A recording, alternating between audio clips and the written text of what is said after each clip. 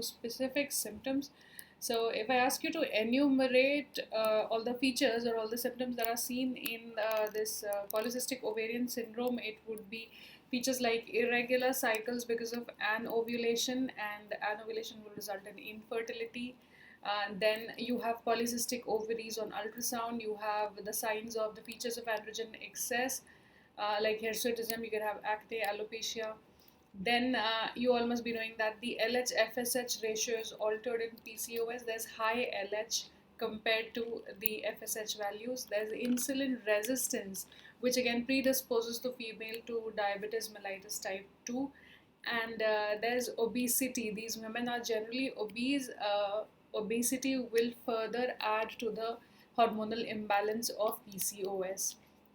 So we all know that these all features are there, but how to connect them, how to connect these dots, how are these interrelated to each other, what is the one single pathophysiology which is leading to all these different types of symptoms, and that is what we will see in the pathophysiology of PCOS. So it's known that insulin resistance affects 75% of lean PCOS women and 95% of overweight women with PCOS. Then that insulin resistance is it's an important etiology, or it's important in the pathophysiology of PCOS. Because of insulin resistance, you can say that the glucose levels will rise, and if the glucose levels rise, there is going to be increased insulin secretion. So there's a lot of insulin in their body. The fasting insulin levels are higher. What does this excess insulin do? It acts on two organs, the ovaries. Apart from all other end organs where it is acting, it has, pertaining to PCOS, it has specific action on two organs, the ovaries and the liver. When it acts on the ovaries, it increases androgen synthesis in the ovaries. Now, if you remember, in my previous lecture on normal menstrual cycle, the physiology of menstrual cycle, I have told you of the paracrine factors. There's this one called IGF, insulin-like growth factor 1 and 2, which has some role in the normal menstrual cycle. This IGF 1 and 2 act through IGF binding proteins, IGF-BP, and one of the many roles that it has is to increase LH-mediated androgen synthesis in the ovaries. So even insulin can act through these IGF-BP receptors, IGF binding proteins which are present, and then can increase androgen synthesis in the ovaries. So that is one action, increased androgens. This is at the center of the pathophysiology of PCOS, increased androgens. It leads to most of the symptoms of PCOS. Plus second, what does this increased androgens does? On the HPO axis, it decreases sensitivity of the HPO axis to estrogen and progesterone feedback.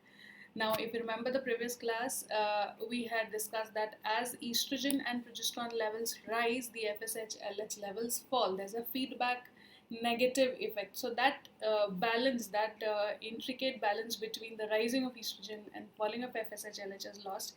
There's some imbalance in that feedback, and which results in increased LH secretion by the by the pituitary. And one of the mechanisms for that is abnormal pulsatile GnRH secretion. What is important is the LH level is increased. Now, if you remember, in the two-cell, two-gonadotropin theory, we had clearly discussed that it is LH which helps the theca cells, or which induces the theca cells to convert cholesterol to androgens. And these androgens diffuse from theca cells into the granulosa cells, where they are converted to estrogens by aromatase, which is stimulated by FSH. So that's two-cell, theca cell, granulosa cell, and two gonadotropins. So in short, what I wanted to point out here was I think there's a problem there. What I wanted to point out is that as LH increases in the ovaries, your androgens will further increase. So this cycle is positive. Androgens causing increased LH and LH causing increased androgens. So that cycle continues, and that cycle goes on, leading to more and more androgen production in the ovaries in women with PCOS. Secondly, androgens also act on the liver. Both insulin and androgens act on the liver to decrease sex hormone binding globulin. Sex hormone binding globulin, again we had discussed this, that SHBG level, if it is low, your free estradiol and testosterone will rise, while if this is high, the free levels will be lower. So decreased sex hormone binding globulin means that your free testosterone is going to be more, and that free testosterone is more metabolically active. It is only through the free testosterone that all the androgenic effects occur in the body. Apart from that, it also increases insulin resistance. So this whole cycle, a positive feedback cycle or a cascade, begins in PCOS, and the female, most of the symptoms of the female are because of androgens. So here we have explained how hirsutism happens, how there is increased risk of diabetes mellitus. Now the next point which is important for us is to know that what is the mechanism of an ovulation in these ovaries? Why do these women ovulate? Now again, from my last lecture, I would like to repeat that we had seen how smaller follicles have more androgens and the larger follicles have more estrogens. So if there's a lot of androgens in the ovaries, it has detrimental effect on the follicular growth. A lot of androgens will cause follicular atresia. You need in the follicular phase, you need a specific level of androgens to aid the growth of follicles, because androgen is the substrate for estrogen. But when this androgen level rises very high above the threshold such that it disturbs the androgen to estrogen ratio, it is the predominant hormone in the ovary now, then it actually causes for arrested follicular growth. And because of that arrested follicular growth in the ovary, you have multiple small follicles which are all arrested because of the excess ovarian androgens. So let's see what the androgens are doing on the ovary. Excess androgens in the ovary increased 5-alpha reduced androgens. Now before we go into that flow chart, I'll tell you what is 5-alpha reduced androgens. You have various forms of androgens, out of which the most potent one is testosterone, or rather one potent form is testosterone. It gets 5-alpha reduced by the enzyme 5-alpha reductase. So 5-alpha reductase converts testosterone to dihydrotestosterone, which is even more potent. So this is the most potent form of androgen, and this dihydrotestosterone cannot convert to estrogen, while testosterone can directly get converted to estradiol. So in the ovaries, when there's a lot of testosterone, it gets 5-alpha reduced to DHT. Androgen testosterone itself is a stimulator of this enzyme 5-alpha reductase. So there's a lot of testosterone inducing a lot of 5-alpha reductase and itself getting converted to a dihydrotestosterone, which cannot get converted to estradiol even if there is a lot of FSH. So that's one way how testosterone is not metabolized to estrogen and the level goes on rising. Secondly, apart from that, DHT also decreases aromatase activity. The remaining testosterone, whatever is there, is also difficult for that testosterone to get converted to estrogen because DHT is inhibitor of aromatase activity. So finally, you have decreased estrogen production in the ovary and continued excess androgen production in the ovaries. Apart from that, androgens inhibit induction of LH-FSH receptors on granulosa cell. This action, induction of FSH-LH receptors, is partly mediated by estrogens and partly by FSH. So that action is negated, or FSH-LH receptor induction is inhibited by androgens, excess androgens. All of these result in an ovulation, arrested follicular development, and atretic follicles. Now, why specifically an ovulation? Now, in the menstrual cycle class, we had seen that in a normal menstrual cycle, you have rising FSH, then you have resultant rise in estrogen. This rising estrogen causes a momentary dip in FSH, which leads to selection of dominant follicle, after which FSH continues to rise. This sudden surge in estrogen is responsible for the LH surge. So for ovulation, you require this dynamic change in LH value from baseline to actually the surge happens very quickly. So from baseline to suddenly it rises to very high levels. That's called LH surge, and that LH surge, that LH surge is responsible for ovulation. So you need that surge to happen. While in PCOS, what happens, you have LH level at a baseline high level. It's high, but it's not dynamic, it's static at that level. Estrogen also, because you have multiple small follicles which are not very responsive to FSH. There's background LH activity, there's a lot of androgens inside. These are not growing, these are secreting a certain level of estrogen, which is not high, which is not low, which is just constant.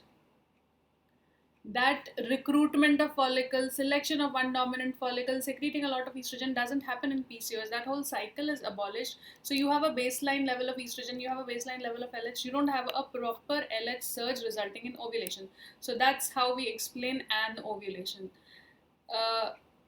And plus you have theca cell hyperplasia because of LH action, and you have increased ovarian stroma. So here we explain all the features of PCOS through these two charts. Very important. The pathophysiology of PCOS is quite important. This was the question in this year's NEET exam. What happens to sex hormone binding globulin levels in PCOS?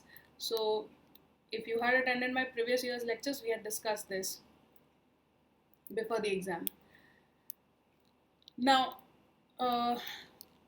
so to summarize, what are the features? There's anovulation. One second. Yeah, there's anovulation, which presents as irregular cycles, oligomenorrhea, amenorrhea. You have ovarian androgen excess, which will present as hirsutism, acne, and alopecia. You have insulin resistance, which can present as acanthosis nigricans. You have increased risk for impaired glucose tolerance, diabetes. There's a risk for gestational diabetes mellitus. Because of the unopposed estrogen exposure, there is risk for endometrial hyperplasia. Now, if you see the cycle, as we discussed, the follicles are all same small sized follicles which are constantly secreting estrogen, and there's no ovulation, so there's no progesterone coming into play. You have very low levels of progesterone, and for the endometrium to function properly, for her to get monthly menses, you need the cycling, you need estrogen rising, causing proliferation of the endometrium. So if you remember, you had this endometrial cycle presented as initially you have proliferation, and then after ovulation, when progesterone comes, you have the height of the endometrium remains same, you have glandular growth. So what progesterone does is it decidualizes the endometrium. It has a controlling effect on proliferative endometrium. So initially estrogen brings about proliferation, while progesterone brings about decidulization. In PCOS, this part is not there. The endometrium is constantly under unopposed estrogen exposure, so it continues to proliferate. And this proliferation can sometimes be disordered to result in endometrial hyperplasia and later sometimes to endometrial cancers. That's why you have this increased risk of endometrial hyperplasia and cancers in these women. Then cardiovascular risk factors are increased in women because of the androgen excess, because of insulin resistance, and because of coexistent obesity in many of these women. Now coming to the diagnostic criteria of PCOS, you have these three important diagnostic criteria: 1990 NIH, 2003 ESHRE SRM, also called the Rotterdams criteria, and 2006 a criteria was given by the Androgen Excess Society. So we'll first see the Rotterdams criteria, the most famous criteria for PCOS. You have the criteria, the condition is 2 of 3 should be fulfilled. So either 2 of these 3, oligo or chronic anovulation indicated by irregular cycles, clinical or biochemical signs of hyperandrogenism, and polycystic ovaries on ultrasound. So 2 out of 3 in the absence of other etiologies of androgen excess and anovulatory infertility. So you have to rule out androgen excess and other causes of anovulatory infertility, and 2 out of these 3 will diagnose PCOS. Then there was this 1990 NIH criteria given where USG criteria was not considered. So the patient should demonstrate both clinical or biochemical hyperandrogenism with oligo or chronic anovulation, again ruling out androgen excess and other causes of anovulatory infertility. So out of the 3, NIH considered only these 2, and when you come to androgen excess, the difference is that among the criteria, this is fixed for androgen excess. The Androgen Excess Society says that hirsutism or hyperandrogenemia, clinical or biochemical hyperandrogenism, is the constant feature that should always be present. And out of the other two, oligo or anovulation or polycystic ovaries, you must have either one of them to diagnose PCOS. Again, rule out causes of and other causes of androgen excess and anovulatory infertility. So these were the criteria, and there's one more. Esri ASRM says you have to have two of these three. While when we come to adolescent patients, it is seen that these adolescents have very high chances of having polycystic ovaries in the absence of any other features of PCOS, and later they will go on to have a normal ovary. So PCOS, which is non-pathologic, PCOS, rather PCOM, polycystic ovarian morphology, is quite common in normal adolescents who may not have symptoms of or other features of PCOS. So that criteria is removed when you're diagnosing PCOS in an adolescent. So adolescent, they're saying abnormal uterine bleeding patterns, whatever bleeding patterns are considered abnormal for that age. We will see that in the next few slides. And hyperandrogenism, either biochemical or clinical. So remember, for adolescents, we don't need an ultrasound criteria to diagnose PCOS. We just need these two things. Now, there was this guideline given by Esri and ASRM in 2018, very important landmark consensus guidelines. To be able to answer in competitive exams, these kinds of guidelines should be at the tip of your tongue. These are very important. So we'll discuss PCOS on the lines of these guidelines as well. Now, the first part of the guideline says how to define the criteria for PCOS. What exactly constitutes oligo or anovulation? What are the ultrasound features of PCOS, and what constitutes clinical and biochemical hyperandrogenism? So this is directly taken from that guideline. Irregular menstrual cycles. Now, I already told you that during puberty, around the period of menarche and around the period of menopause, the cycles are going to be very irregular. There is going to be anovulation, which is physiologic. So in the first year of menarche, no amount of irregularity in cycles amounts to or qualifies for the criteria to define irregular cycles for PCOM. So in the first year of post-menarche, any amount of irregularity is normal. You don't use it as a definition of PCOS. Then after 1 year to less than 3 years post-menarche, the cycle length less than 21 or more than 45 days is abnormal, while more than 3 years post-menarche, they're saying less than 21 to more than 35 days or less than 8 cycles a year. This was again a question in 2019 NEET exam, where they said what is how many cycles per year are normal in a young adult female. It's at least 8 cycles a year. 8 or more cycles a year is considered normal and does not define anovulation or irregularity for PCOS. Then apart from this, 1 year to 3 years with a cycle length of 21 to 45 days, you have one more definition: more than 1 year post-menarche, if any cycle length is 90 days. So between two periods, if there's a gap of more than 90 days, it is irregular menstrual cycles. And then even primary amenorrhea by the age of 15 years or more than 3 years post-menarche qualifies as irregular menses. So in the first part of your definitions of, say, whether Rotterdams criteria or NIH or AES criteria, the irregular cycle part or the anovulation part is defined as all these conditions.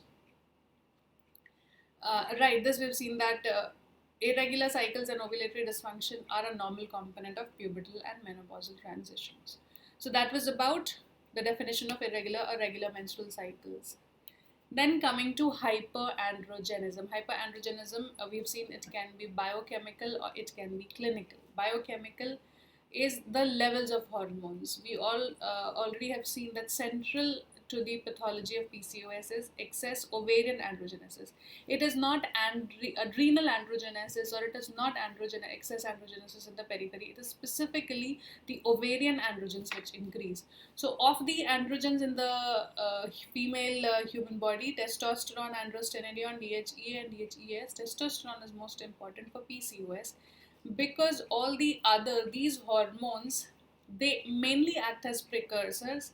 They have a little intrinsic activity, and all of them have to get converted to testosterone to be biologically active in the body. So the most important hormone level for PCOS is testosterone. Reason number one, it is the major ovarian androgen which is secreted, and the other reasons that these are only precursors, not as active, and they have to get converted to testosterone to be active. Now, you also have to know the tissue-specific androgen synthesis in females. This is from Spirov, testosterone 25% in the ovaries, 25% in the adrenals, and 50% in the periphery from the precursor of androstenedione. And androstenedione is synthesized equally in the ovaries and the adrenals. DHEA is synthesized 20% in the ovaries and 50% in the adrenals, while DHEAS is completely synthesized in the adrenals. So DHEAS excess will indicate primarily an adrenal cause. So, and likewise with androstenedione and DHEA also, they are majorly from adrenal sources. All the androstenedione in ovary is converted to testosterone to be biologically active. So the guideline further says that to check for testosterone levels, we use any of these: calculated free testosterone, free androgen index, calculated bioavailable testosterone. Now, how to calculate this free androgen index? That becomes your homework, or if you didn't find it in the meantime, I'll tell you in the next lecture. So these are the three values we calculate. We do not want to calculate, or we do not want the laboratory to tell us the free androgen, the free testosterone, direct testosterone levels. We have to do a calculated free testosterone, a free androgen index, or calculated bioavailable testosterone. The assays to be used are liquid chromatography, mass spectrometry, or extraction chromatography immunoassay. Now, I am mentioning all these things because these have been mentioned in the guidelines, and the guideline is a landmark guideline. From the last two papers, there were at least 4 questions from this same guideline. So it is very important. Every nook and corner of the guideline becomes important if you have 4 questions in the 2 recent papers from this guideline. Yes, this is what I was mentioning, that direct free testosterone assays through enzyme-linked assays or radiometric assays are not recommended. It is indirect calculations of either androgen index or bioavailable testosterone which is more important. Then further on, they are saying that testosterone has a mid-cycle peak. So from the previous lecture, we had seen that all the steroid hormones peak during ovulation. Be it estrogen or progesterone, there's an initial peak during the ovulation. Even testosterone has its peak during mid-cycle. So there's a intracycle variability, plus there's a diurnal variation. That's why the best time to measure androgens is in the follicular phase and in the morning. One second. Sorry for that. Right, that was disturbing me. Yeah, so how to assess biochemical hyperandrogenism? Further on, drug withdrawal of at least 3 months after hormonal contraception. Now, if you're using a hormonal contraception which contains either estrogen or progesterone or both, there is going to be a dip in FSH-LH. A dip in FSH-LH will bring about a dip in androgens. Basically, a hormonal contraception is somewhat the management of PCOS. It somewhat corrects the hormonal imbalance, and that's why you'll not be able to properly judge the biochemical hyperandrogenism. So at least 3 months or more of wait period after hormonal contraception. Now, this more than equal to 3 months period is very important. Be it, there are many for even after the medical treatment of endometrial hyperplasias with atypia, you take a biopsy of 3 months. So after 3 months. So basically what I want to point out is, in the exams, in the MCQs, if there's a question where you don't know the answer and they're saying in how many months you'll follow up this woman, in how many months later you'll do the test, like AMH test after an ovarian surgery, how many months you will wait. The most common answer for all these kinds of questions is 3 months. So that's just one small trick I'm telling you. 3 months is the safest answer whenever a wait period is asked. If you know it specifically, it's good enough. If you don't know, then 3 is close in most of the answers. Coming back to our discussion, they're saying that if you already have features of androgenism, if you have clinical features of androgenism, there is no need to assess for biochemical hyperandrogenism. apart from that, because all the definitions, they point out that the hyperandrogenism should either be biochemical or clinical. So either biochemical or clinical means that if clinical hyperandrogenism is already there, which is not of abrupt onset, which is not severe, so severe that you were expecting an androgen secreting tumor, then you don't need to assess for biochemical hyperandrogenism. Apart from that, if you did the androgen levels and they were quite high, they were markedly above the reference limits, then it is always preferred to rule out any other source of androgen, especially adrenal or ovarian androgen secreting tumors. Coming back to the other steroid hormones, as we had discussed earlier, androstenedione, DHEAs, you could measure them if free testosterone is not elevated and you are suspecting PCOS, but they're more useful in ruling out other causes of hyperandrogenism. Like DHEAS may be elevated in PCOS, but a very high DHEAS specifically indicates a adrenal androgen secreting tumor. Similarly, if your androstenedione, isolated androstenedione is high, it indicates 21 hydroxylase deficiency, non-classic congenital adrenal hyperplasia. So that was about biochemical hyperandrogenism. Coming to clinical hyperandrogenism, hirsutism is the most important feature. Virilization, which is more severe, male pattern, balding, severe hirsutism, clitoromegaly, all these features comprise virilization. Virilization is rare. You have signs of mild to moderate androgen excess, like you have hirsutism, acne, androgen-related alopecia, and not that complete male pattern baldness. What is hirsutism? Hirsutism is terminal hair in male-like pattern in women. Now, again, what's terminal hair? There are two kinds of hair, vellus hair and terminal hair. Terminal hair is thicker, longer, they grow more than 5 millimeter in length if they're not removed, if they're not molested, and are usually pigmented and they have a medulla inside. So they're thicker hair. Now, the most commonly used tool to assess them is the modified Ferrum-Galway scoring. These are the points. You have 9 locations, primarily masculine areas. You have the upper chin, upper lip, chin and neck. You have chest, upper abdomen, lower abdomen, or the eustachian. Then you have upper arms, thighs, upper back, and lower back. So all these areas, you score it from 0 to 4. 0, no hair, no terminal hair rather, and for the terminal hair similar to well-developed male hair. And if your score, the total score, is more than equal to 4 or 6, it is generally said that there is hirsutism. And for acne, there's no scale. Acne and alopecia are not considered in the as diagnostic criteria for PCOS in adolescents because it's quite common in them. There's no scale for acne, and for alopecia, the Ludwig's visual score has been, formulated. Coming to the next criteria, ultrasound in PCOS. Now, the ultrasound features are very important. This is the 4th question, which was asked this year. Ultrasound feature of PCOM. If the gynecologic age is less than 8 years, this gynecologic age is from menarche to her age. So, if she is less than 8 years from her menarche, we don't use ultrasound feature in the diagnosis of PCOS. And if you are using ultrasound to define a PCOS in adult women, it is recommended that you use the transvaginal route. You don't do a transabdominal scan. You prefer a transvaginal route if she is sexually active and it is comfortable for her to get the transvaginal scan. Then we prefer this. Otherwise, you do a transabdominal scan.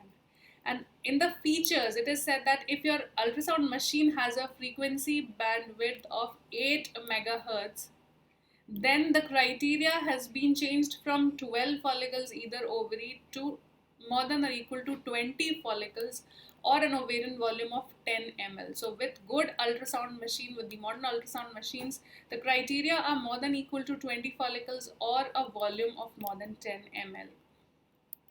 Again, if you're using an older ultrasound, the 12 follicles criteria has completely gone. They're saying if you're using an older ultrasound machine, the criterion is 10 ml. A volume of equal to or more than 10 ml defines polycystic ovarian morphology.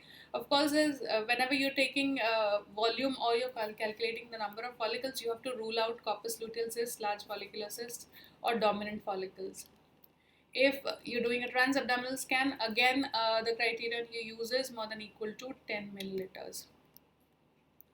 Is USG needed in all cases?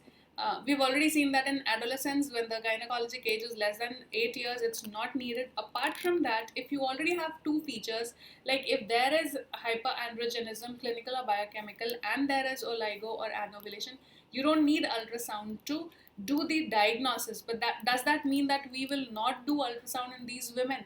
It is said that to define PCOS or to diagnose PCOS, you don't need this criteria, but generally we do an ultrasound in these women to define the criteria to know the complete PCOS phenotype in these women. So that was, I think that was about, no, there's one more important thing, how to report ultrasound in these PCOM women. You have to mention the last menstrual period. The ideal time to do an ultrasound is in the first few days after menses, because she may be ovulating at times and she may have a dominant follicle, and just before a period she may be having a corpus luteal cyst. So the best time is early in the menses. So mention last menstrual period, mention transducer bandwidth frequency, because if it is 8 megahertz, then the criteria is 20 follicles. Mention the approach, whether you did a transvaginal or transabdominal. After that, you give the report of how many follicles were there, measuring 2 to 9 millimeters, how much was the volume of each ovary. Also report on endometrial thickness, because we have seen that the risk for endometrial hyperplasia is more in them. A 3-layer endometrial assessment, of course, you will do. And if you see any other uterine or ovarian pathology. So basically, when you order an ultrasound for polycystic ovaries, or a pelvic ultrasound, when the person finds polycystic ovaries, this is how he should be reporting the ultrasound. Now coming to AMH. AMH is high in most of the women with PCOS. But still it does not qualify as a diagnostic criteria for PCOS. So it is said that it is, yes, in the last lecture we had seen this, that it is a peptide of transforming growth factor beta family. It is secreted by granulosa cells of preantral and small antral follicles. The levels are very high in certain PCOS women will very high AMH levels. So can be quite specific, but is not seen in all PCOS women, and there's a considerable overlap in AMH values in PCOS women and normal women. That's why it doesn't qualify as a diagnostic criteria for PCOS. That was about diagnostic criteria of PCOS. Now let's see what comorbidities are increased in PCOS. We've already seen in the pathophysiology that cardiovascular risk factors, diabetes, obstructive sleep apnea, endometrial cancers, there's a 2 to 6 fold increased risk. These increased risks are important. They are sometimes asked in exams. Anxiety, depressive syndromes, and eating disorders and disordered eating are also more in these women. I think that's enough for today, and in the next lecture we will be talking about management of PCOS, which comprises of the monitoring, the annual or more than 1 year monitoring, the lifestyle management, and the pharmacotherapy in infertility and non-infertility indications. So that's all for today. We meet tomorrow with the rest of the lecture.